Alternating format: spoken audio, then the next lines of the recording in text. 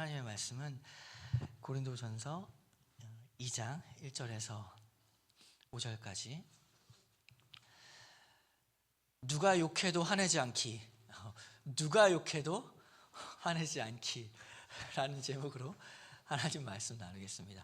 오늘날의 한국 사회를 보면은 정치적으로 양극화되어서 일단 자기가 지지하는 정치인이나 정당이 아니면은 비판하는 경향, 혹은 무작정 맹목적으로 또한 반대로 추종하는 경향이 있습니다. 앞뒤를 따져보지도 않고 완전히 추종하거나 완전히 원수처럼 여기는 일이 일어나고 있습니다. 온라인상에서는 혐오라는 표현도 나오고, 마음이 아픈 것은 심지어 가족에서조차 대화가 안 되는 모습이 나타나죠. 세상을 바라볼 때 죄로 가득한 세상, 원래 그렇다 쳐도 더욱 심각한 문제는 그러한 분열이 세상이 빛이 되어야 할 교회 안에 파고 들어가고 있다는 모습입니다. 정치 이념이 강단의 설교에서 나타나게 되고, 그로 인한 분열과 추종이 나타나게 되고, 또 교회의 어떤 세습과 운영권의 갈등으로 사람들이 이렇게 나눠지게 되는, 양극화되는 모습도 나타나게 됩니다. 그러한 분열로 인한 피해를 누가 보는가? 바로 그러한 분열된 사람들 자체가 보게 됩니다. 그래서 어떠한 생각이 파고들게 되냐면, 오늘날에는 너나 나나 똑같다, 목회자나 혹은 대형 교회나 별 수 없었다 라는 그 생각이 은근히 그 분열된 사람들의 마음에 파고들기 시작하면서, 문제는 이것입니다. 너나 나나 똑같기 때문에 죄에 대한 기준이 사람이 되고 성경이 아니라 그 기준 자체가 계속적으로 낮아지게 되는 상황을 우리가 보고 있습니다. 이제 어지간해서는 죄가 아니게 되어버린 이런 심각한 죄의 기준 자체가 사라지고 없어져 버리는 상황 속에 있습니다. 사실 이 문제는 큽니다. 자기를 죄인이라고 여기지 않는 사람에게는 복음이 필요가 없습니다. 복음은 기쁜 소식인데, 기쁜 소식이라면 슬픈 상황이 있어야 되는데 죄 때문에 슬프지가 않은데 어떻게 복음이 필요한 사람이 되겠습니까? 복음은 그저 그 사람에게는 귀찮은 소식이 되고, 또 교회에 가거나 예배를 드린다는 사실은 그 사람에게는 시간의 낭비일 뿐입니다. 왜냐하면 결국에 필요가 없기 때문에, 지금 오늘 우리가 바라보고 있는 현실의 모습입니다. 예수님께서 이렇게 말씀하셨죠. 필요가 왜 없는지. 마태복음 9장 12절에 13절을 보면 예수께서 들으시고 이르시되 건강한 자에게는 의사가 쓸데없고 병든 자에게야 쓸데있느니라. 너희는 가서 내가 긍휼을 원하고 제사를 원하지 아니하노라 하신 뜻이 무엇인지 배우라. 나는 의인을 부르러 온 것이 아니요 죄인을 부르러 왔노라 하시니라. 사실은 의인이 아무도 없는데 자기를 의인이라고 여기는 사람이 있기 때문에 나는 의인을 부르러 온 것이 아니라 죄인을 부르러 왔다. 아무리 큰 병이 들고 그에게 암이 있을지라도 나 건강해 라고 확신하는 사람에게는 병원을 갈 필요도 없고 그 사람에게는 의사를 만날 필요가 없는 겁니다. 사실은 큰 죄인인데 자기를 의인이라고 믿는 사람에게는 예수님 필요하지가 않습니다. 그래서 예수님은 의인을 부르러 온 것이 아니다, 죄인을 부르러 왔다. 의인은 없나니 하나도 없다고 했는데 자기를 의인이라고 생각하는 그 사람, 예수님이 필요하지 않은 것이죠. 지금 마귀가 이 시대 속에서 어떤 일을 벌이고 있냐면 바로 이것입니다. 나는 의인이다. 왜냐하면 죄가 없기 때문에. 지금 마귀는 점점 죄를 지우죠. 죄의 기준을 낮추는 것뿐만 아니라 죄가 아니야, 죄를 지웁니다. 죄를 깨끗이 지우개로 지워버리면 이 시대는 예수님이 필요 없는 시대가 되어버리는 것입니다. 죄를 지우는 목적을 달성하기 위해서 마귀가 가장 효과적으로 쓰는 방식이 있는데, 그것이 무엇이냐면 바로 분열입니다. 나눠지게 하는 것이죠. 그래서 똑같다, 죄가 분열로 인해서 죄를 지우는 일들을 하게 됩니다. 정치적 이념이든 자신의 목적을 위해서 어떻게든지 공동체를 갈라놓는 것. 그러나 그것을 어떻게 포장하냐면 대의를 위해서 이것이 선한 일이고 이것이 옳은 일이라고 포장하면서 점점 분열을 일으킵니다. 그러나 예수님을 믿는 사람은 우리는 세상을 다르게 보죠. 우리는 가족이나 교회의 분열을 결단코 기뻐하지 않습니다. 하나님의 말씀은 모든 관계 속에서 특히 그리스도 안에 형제 자매된 교회, 그들의 우리 안에서 가장 먼저 평화 그리고 조화를 이루라고 가르칩니다. 물론 이것이 진리까지 희생시키면서 얻는 그냥 괜찮아, 너나 나나 좋아 이것이 아니죠. 진리 안에서 연합하며 그것이 가장 가치 있다라고 우리에게 끊임없이 말하고, 우리는 그 연합을 위해서 모든 것을 다 해야 한다, 순종해야 한다라고 가르칩니다. 그러면 성경은 이를 위해서 어떻게 분열하지 않고, 마귀가 지금 분열에 대한 영들을 다 심어놨는데 세상도 그렇고 그리고 교회도 그것을 어떻게 해야 하는가, 어떻게 연합할 수 있는가.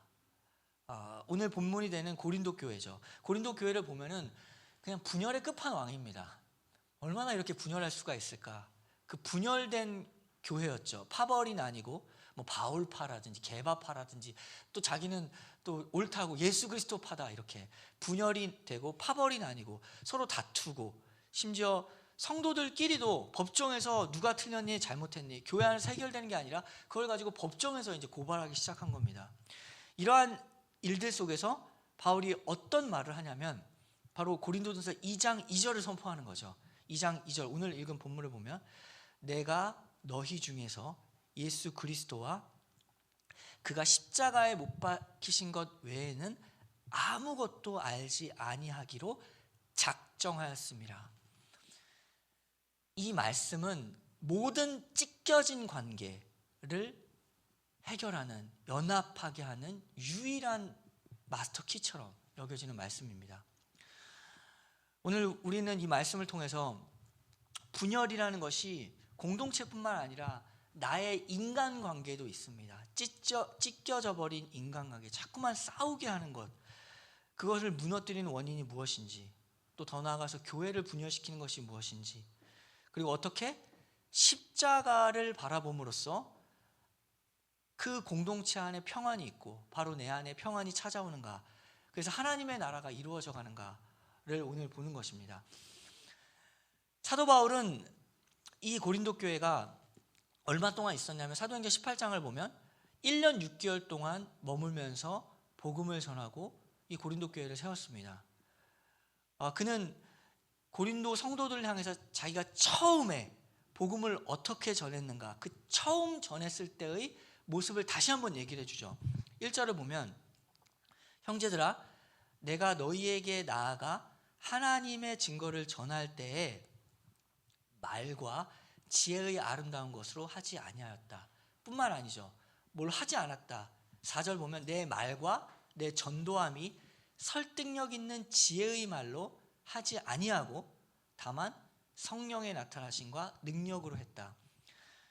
바울이 복음을 전할 때, 전도할 때 일부러 이 두 가지를 하지 않았다라고 합니다. 그것이 무엇이냐면 아름다운 말, 그러니까 곧 화려한 언변과 설득력 있는 세상의 지혜, 이 두 가지를 의도적으로 하지 않았다라고 하죠.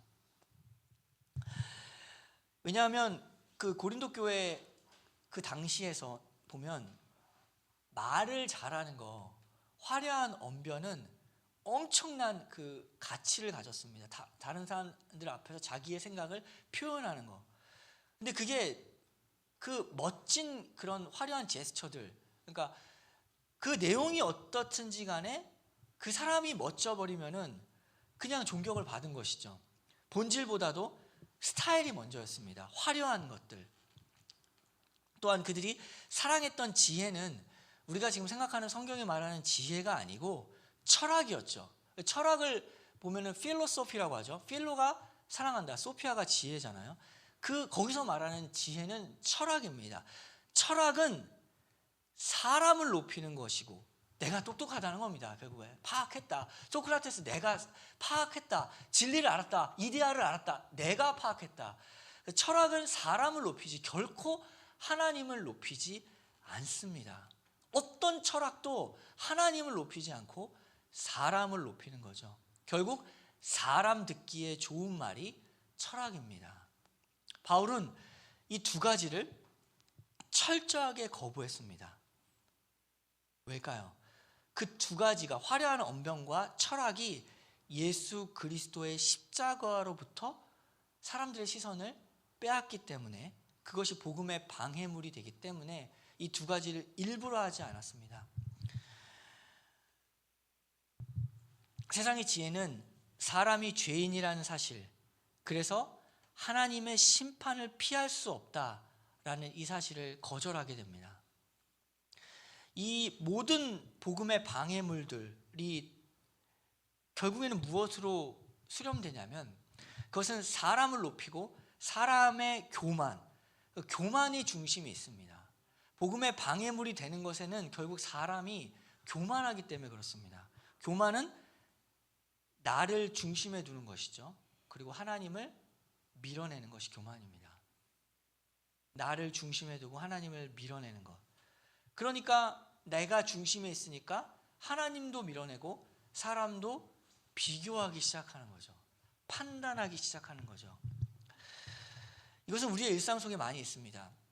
어떤 다른 사람을 보고 혹은 다른 가정을 보고 이렇게 쉽게 말하는 거죠. 우리 가정은 저런 문제는 없다. 이렇게 벌써 딱 재는 겁니다. 그리고 자기의 어떤 성취가 있으면 나의 헌신과 나의 노력으로, 그리고 나의 능력으로 이 자리까지 왔다. 내가 이 자리까지 왔다. 그리고 나는 다르다. 저 사람과는 나는 다르다. 그리고 나는 저렇게 교만한 사람들이 아니다. 나는 겸손하다라는 종교적인 교만까지도 우리가 드러나게 됩니다. 이 교만은 마음의 문제지만 그 교만이 가장 잘 드러나는 통로는 바로 눈입니다. 눈을 보면 아는 거죠.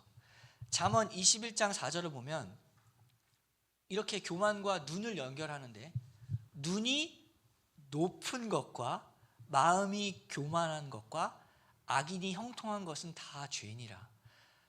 교만한 사람은 눈이 높아요. 여기서 눈이 높다라는 것은 무엇이냐면 이상형의 눈이 높은 그게 아니라 눈이 높으니까 다른 사람은 다 밑으로 보는 겁니다. 높으니까. 교만은 눈의 방향을 바꾸죠. 높아서 사람들을 밑으로 보고, 더 문제가 뭐냐면 그 높은 눈으로 자기의 높은 위치를 바라보게 됩니다. 자기를 자꾸만 보게 되죠. 자기를. 그러니까 높으니까 벽이 세워지는 겁니다. 그러니까 끼리끼리 모이게 되고 다른 낮은 사람들을 정죄하는 것. 이것이 분열입니다. 결국에는 그 분열의 중심은 교만이죠. 교만이 공동체를 파괴하고 나의 인간관계를 다 찢어놓게 됩니다. 다 파괴합니다. 고린도 교회가 갈라진 이유는 바울파, 게바파, 그런 파가 아니라 사실은 그 마음 가운데 그들이 복음에서 눈을 돌리게 되고, 그러니까 마음에 교만이 가득 차게 돼서 다른 사람들을 죽이는 거죠. 교만이 영적인 생명을 죽이고 또 공동체를 죽이고 내 인간관계를 다 찢어버리게 하는 것입니다. 교만을 막는 유일한 길이 무엇인가? 바울은 2절에서 선포하죠. 예수 그리스도와 그의 십자가에 못 박히신 것 외에는 아무것도 알지 않는다. 이것은 바울이 십자가만 가르쳤다는 게 아니라 창조를 이야기하고 타락을 이야기하고 거듭남을 이야기하고 종말을 이야기하든지 간에 그 모든 중심에 십자가에 못 박히신 예수 그리스도가 있었다. 그 모든 중심에 다 삶을 살았습니다. 그러나 그 모든 중심에 십자가가 있었다. 그러면 어떻게 되냐면 내 마음의 중심에 십자가가 가득 차게 되면 삶이 변하는데 바울처럼 이렇게 달라지게 됩니다. 바울의 3절을 보면 내가 너희 가운데 거할 때에 약하고 두려워하고 심히 떨었노라. 위대한 철학자 가말리엘 문화, 위대한 철학자이며 신학자이며 위대한 지혜자였던 바울은 사람들이 볼 때는 약하고 두려워하고 그러니까 초라한 겁니다. 화려한 언변을 못하고 자신감 있게 자기가 말해야지 그게 그 당시 때는 설득력이 있는데 말하는 사람이 오히려 약하고 두려워서 떨고 있습니다.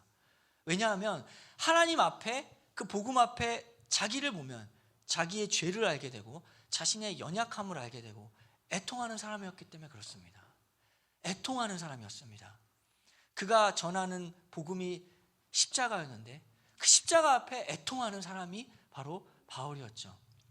십자가는 한마디로 말하면 그 당시 때 로마 사람들에게 듣기 싫은 이야기입니다. 혐오스럽고 불쾌하며 죄에 대한 이야기였죠. 극악한 죄인들이 달리는 곳, 나랑은 상관없는 곳. 그리고 또한 십자가를 이야기한들 아니 왕이라고 하는 그 사람 결국에 무슨 난리는 났지만 사람들이 볼 때는 결국에 죽었지 않냐. 거기서 부활한 거를 아는 사람은 알지만 세상이 보기에는 그 관심 없는 겁니다. 결국 죽은 사람, 그게 무슨 능력이 있냐. 십자가를 전하는 그 사람이 무슨 능력이 있냐. 바울은 이처럼 세상 눈에는 미련해 보이는 십자가의 메시지를 연약하고 떨리고 두려워하며 전했습니다. 전하는 사람이라도 당당했어야 되는데 내용도 당당하지 않은 내용, 그리고 세상 보기에는 말하는 사람도 당당하지 않은 그 내용을 전할 때 그 순간에 어떠한 일이 일어나냐. 바로 성령의 나타나심과 능력이 역사했다. 이렇게 말하죠. 4절을 보면 내 말과 내 전도함이 설득력 있는 지혜의 말로 하지 아니하고 다만 성령의 나타나심과 능력으로 했다.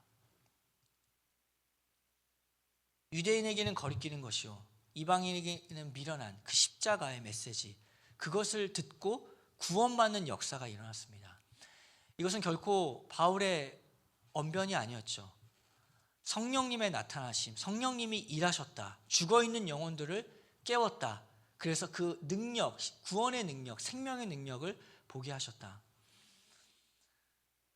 하나님 나라의 일은 이렇게 인간의 지혜, 사람의 지혜와 능력과 힘으로 이루어지지 않습니다. 오늘날 교회는 세상을 향하여 어떠한 모습을 취하고 있는가? 강하고 영향력 있고 화려한 모습으로 승부하려는 유혹을 받습니다. 재정이 있어야 되고 규모가 있어야 되고 사회적 영향력을 통해서 하나님의 영광을 드러낼 수 있다고 착각합니다. 하나님의 방식은 정반대죠. 하나님의 방식은 우리가 그 복음을 전하는 사람이 죄로 인해 애통해하고 있는가, 그리고 우리의 능력을 부인하고 있는가, 철저히 십자가 앞에서 낮아지고 있는가, 그것을 통하여 일한다고 하셨습니다. 하나님 앞에 무능한 죄인임을 인정하고 십자가의 은혜를 붙들고 나아갈 때 일하신다. 교회가 세상을 변화시키는 능력은 더 강한 힘에 있는 것이 아니라 십자가를 지신 예수 그리스도를 붙잡고 회개하는 애통함에 있습니다. 우리가 세상을 변화시키려면, 세상의 복음을 전하려면 우리가 십자가 앞에서 애통하고 있는가가 가장 중요한 관건입니다. 전도할 때 가끔씩 후회될 때가 있는데 말해놓고 보니까 그때 그 말을 할 걸 그랬어. 이렇게 말했으면 더 좋았을 때, 그 말 괜히 했네, 안 할 걸. 이렇게 예를 들어서 말했으면 더 좋았을 텐데 라고 이렇게 생각이 될 때가 있지만, 오늘 본문을 통해서 보면 더 중요한 질문은 이것입니다. 내가 너희 가운데 거할 때 약하고 두려워하고 심히 떨었노라. 그 복음을 전하는 그 순간 속에 그 내가 하나님 앞에 나의 죄로 인해 약하고 두려워하고 심히 떨고 있었는가? 내가 복음을 전할 때 하나님의 임재 가운데 깊이 거하고 있었는가가 더 중요한 문제입니다. 말보다, 화려한 언변보다 그 전하는 그 사람이 하나님의 임재 가운데 강력하게 있었는가? 그 영적인 상태가 더 중요한 거죠. 왜냐하면 결국 살리는 것은 영이기 때문에 그렇습니다. 화려한 언변, 이렇게 말하고 저렇게 말하면 더 좋았다라는 것보다 살리는 것은 영이기 때문에, 요한복음 6장 63절이죠. 살리는 것은 영이니 육은 무익하니라. 내가 너희에게 이른 말은 영이요 생명이라. 그 영혼을 살리는 것은 영적으로만 해결됩니다. 살리는 것은 영이다. 말에 실수가 있을지라도, 내가 부족해서 말은 좀 잘못했을지라도, 다 전달은 안 됐을지라도 영적으로 충분한 상태에 있었다면 충분한 말을 전한 겁니다. 충분한 복음을 전한 것이죠. 영적인 일은 영적으로만 해결되기 때문에 그렇습니다. 십자가를 전한다면 그 사람이 십자가로 충만하며 십자가에 집중해야 합니다. 우리가 십자가를 바라볼 때 우리는 예수님이 결국 거기에 왜 갔는지를 깨닫게 되죠. 십자가를 볼 때 우리가 가야 할 지옥, 우리가 당해야 할 심판, 예수님 지셨구나. 내가 거기 갔어야 되는데 주님이 대신 지셨구나. 나는 반역한 것밖에 없는데, 하나님 앞에 죄진 것밖에 없는데 주님이 나를 위해서, 나를 대신해서 죽으셨구나. 십자가를 바라볼 때 바로 그것이 보이는 거죠. 내가 보이는 거죠. 나의 죄가 보이는 거죠. 이 복음이, 십자가의 복음이 우리를 결국에 겸손하게 합니다. 교만하지 않겠다. 나의 결단으로 되지가 않습니다. 십자가를 바라볼 때, 그 십자가에 달리신 예수 그리스도를 바라볼 때 내가 철저히 낮아지게 되는 거죠. 은혜 아니었으면 죽을 수밖에 없었다. 사랑 아니었으면 살아남을 수가 없었다. 지옥 갈 수밖에 없었다. 나는 죄인이다. 그때야 비로소 다른 사람을 평가하거나 판단하지 않게 됩니다.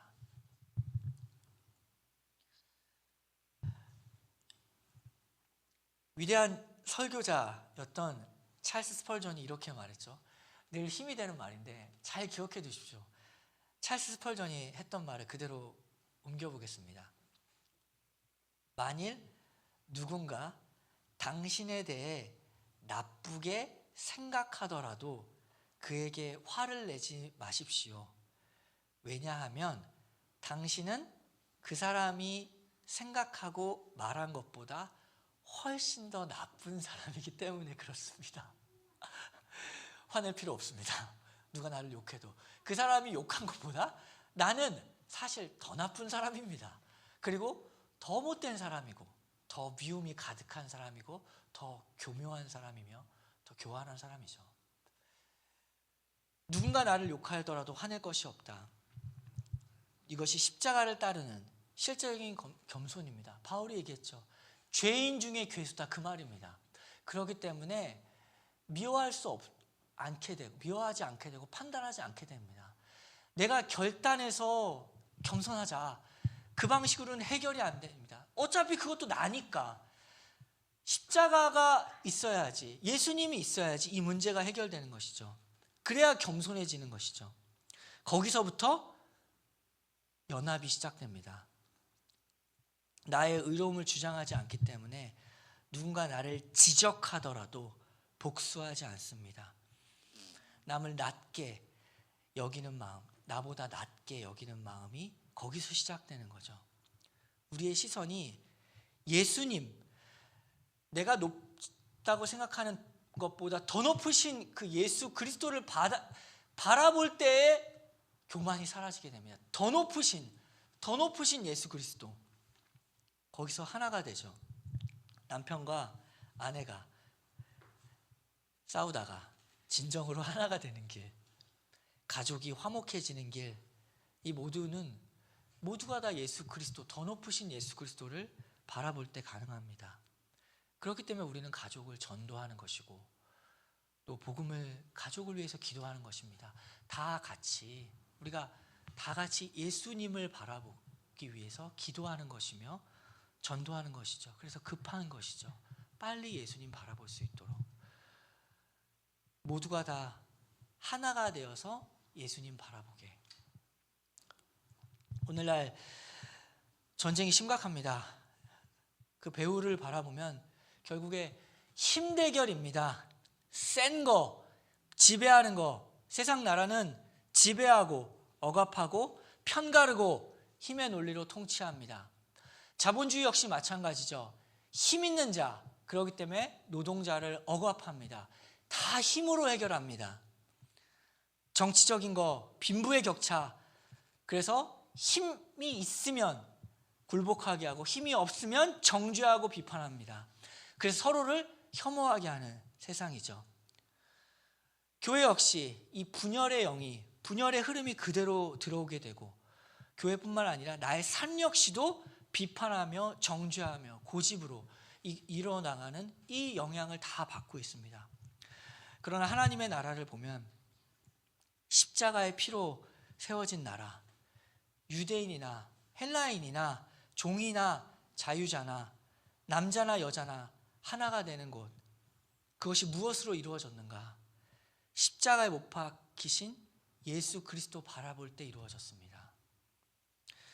우리가 다 같이 십자가 밑에서 함께 용서받은 죄인이고, 그때야 비로소 우리는 서로를 끌어안게 되죠. 이것이 세상이 설명할 수 없는 연합이고 교회가 하나가 되는 신비입니다. 바울이 고린도 교회에 편지하고 있는 이 순간만이 아니라 십자가는 그가 고린도 교회에 있었던 1년 6개월 내내 그 삶의 절대적인 중심이었습니다. 우리도 마찬가지죠. 예배뿐만 아니라 직장에서, 가정에서, 그리고 우리의 개인적인 삶에서 십자가의 복음이 흐트러지게 되면은 이제 분열이 시작됩니다. 비판이 시작되고 정죄가 시작되죠. 오직 주 예수 그리스도, 십자가에 달리신 예수 그리스도를 바라보라. 가장 중요한 것, 가장 중요한 곳에 두어라. 그것이 예배입니다. 각자의 자리에 가는 거죠. 가장 높으신 곳을 나의 삶의 높으신 곳에 두어라. 십자가를 바라보라. 그 안에서 우리의 삶의 모든 열쇠, 모든 인간관계가 열리기 시작합니다. 이렇게 분열되고 갈등하며 신음하는 이 세상 속에서 우리가 무엇을 바라봐야 하는가? 십자가에 달리신 예수 그리스도, 그분만이 우리에게 참된 평안을 주시고 참된 화평을 주시며 참된 안식을 주신다. 그 복음을 선물하는 우리의 삶이 되길 바랍니다. 함께 기도하겠습니다.